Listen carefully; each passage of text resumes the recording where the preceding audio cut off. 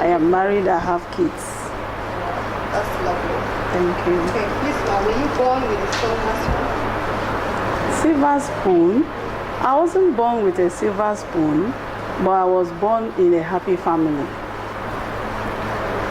Wow, that's okay. How do you overcome your challenges while growing up, and what brought you to the freedom of this leadership? Well, like I said, I grew up in a happy family, even though without silver spoon. The challenges were not quite enormous because I had lovely parents that actually saw to our needs as we were coming up. As for challenges as I was growing up in the job, it was all about commitment and sacrifice. That was what brought me this far. Well, that's a good one. Can you please share with us your milestones, your achievements? Well, I rose through ranks in NSDC. When I was in a lower rank, they say, I was heading several other departments like admin. I was an area commander at some point, training department. In fact, it made me to be versatile in the issue of security. So from there, I now rose to ranks to what I am today. I've worked as a commandant Rivers. I've worked as a deputy commandant in charge of anti-vandalism of the Corps. I've also worked at national headquarters as commandant oil and gas in charge of all our activities that border on oil and gas nationwide. And I've been able to do so well, I believe. I've done so well in those aspects while I was brought to Bayelsa State. Alright. Please, can you share with us the security sector of Bayelsa State and that of other states? That of other states. I think something is common in Nigeria as a federation, security challenges, but every state has its own peculiarity. If I am limited to Bayelsa State, though I've worked in few other states, Bayelsa State has security challenges of oil pipeline, illegal oil pipeline, vandalism, oil bunkering, and the lot. Then we'll have cultism as a security challenge here, kidnapping, and some other pockets of vices. It could be seen in other areas in this country, but that is the peculiarity with Bayelsa State. All right, thank you very much.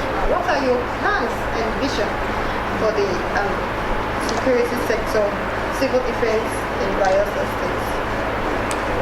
Well, vision of civil defense for Bayelsa State is that we are looking at a state that is purely crime-free, even though there is no state without crime, but to a barest minimum. A state that will be a safe haven for investors, a business hub. These are the things that speed up development in every state. That is my vision for Bayelsa State.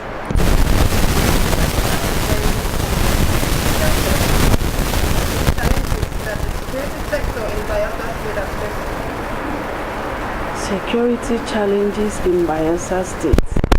Well, my mandate in Bayelsa State is to protect all critical national assets and infrastructure as it relates to Bayelsa State. Then we'll have other areas to cover, like in crisis management, disaster mitigation, prevention, search and rescue.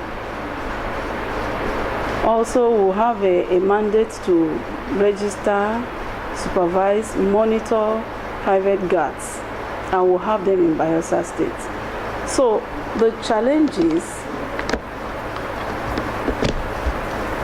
as to that relates to equipment and logistics, as well as manpower. It has been a very serious challenge for us. But actually, it doesn't deter us, because we always rely on our strength. Even though the federal government and the state had always been on top of the situation, we were rest assured that they will look into all our challenges. But as it is, we are working on our strengths. All Alright. I hope the government will do something about that very, very soon. The government of Bayelsa State had even started. They've done so well for us, and we are still looking forward to them for further assistance and support. The Niger Delta is known for kidnapping, robbery, etc. What is your advice, and what are ways to remedy this crisis we have? To remedy it, we always cry about unemployment, and you know that government cannot do it all. This period or this dispensation worldwide, globally, we are having economic challenges. So my advice is that the youth should turn into a legitimate way of life. They can start small. It doesn't pay to engage in vices. That's my humble advice to them. To ask, is the governor of His Excellency Sarah fair to the security sector in Bayelsa State? Well, to speak on my own part, it has been very fair to us. Has been very, very fair to us. We are arresting tankers, and you can see that one outside there. Tankers and vessels. They devised another method of baggaging these things in sacks and in small cars, so that unsuspectingly they can get across. But we're on top of the game. We will open all of them. You will see the sacks of oil, suspected illegally refined products. We remove them. Yes. Can they open it from the back? Of course, you can see through the transparent. Okay, look at this one. What you have inside is oil. Really? Yes. It's what? Some load under the seats inside. You can even see the inside.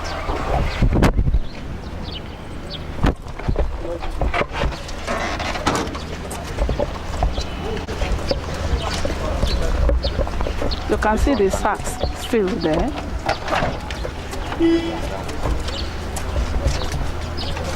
It's a new method. Oh, we are getting it. This one has fallen. At the seats. You can see the spill. That's why sometimes we tend to remove them from the vehicles. Okay. Yeah. You can look at the seats. This is serious. Well loaded. So when they move in piecemeals like this, within a period, they will get to the quantity they desire. Okay. Yeah.